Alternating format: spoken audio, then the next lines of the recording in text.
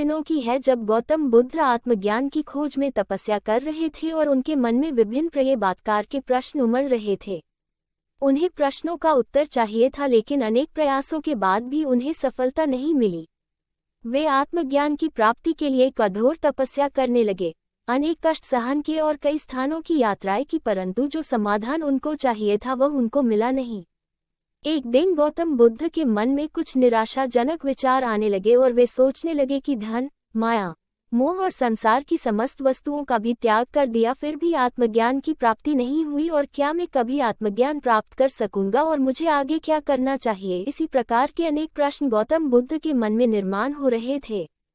गौतम बुद्ध को तपस्या में सफलता की कोई किरण नहीं दिखाई दे रही थी और उन्होंने अपने प्रयासों में कोई कमी नहीं छोड़ी थी। वे उदास मन से इन्हीं प्रश्नों पर विचार कर रहे थे, तभी इसी दौरान उन्हें प्यास लगी और वे अपने आसन से उठकर जल पीने के लिए सरोवर के पास गए।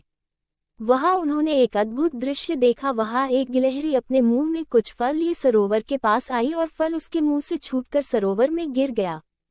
गिलहरी ने देखा कि फल पानी की गहराई में जा रहा है, तभी गिलहरी ने पानी में छलांग लगा दी और उसने अपना शरीर पानी में भिगोया और बाहर आई, और बाहर आकर उसने अपने शरीर पर लगा पानी झाड़ दिया और दोबारा सरोवर में कूद गई। उस गिलहरी ने ये कार्य करना जारी रखा।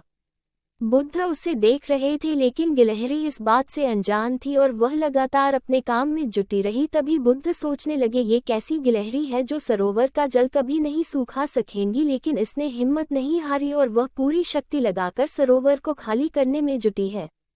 अचानक गौतम बुद्ध के मन में एक विचार का उदय हुआ, ये तो गिलहरी है, फिर भी यह अपने लक्ष्य को प्राप्त करने में जुटी हुई है और मैं तो मनुष्य हूँ, आत्मज्ञान प्राप्त नहीं हुआ। तो मन में निराशा के भाव आने लगे, अब मैं पुनः तपस्या में जुट जाऊंगा।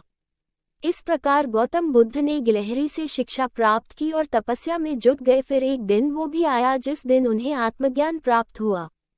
प्लीज़ हमारे चैनल को लाइक एंड सब्सक्राइब अवश्य करें। आपको ये कहानी कैसी लगी हमें कमेंट बॉक्स में ज़रूर बताएं। धन्यवाद।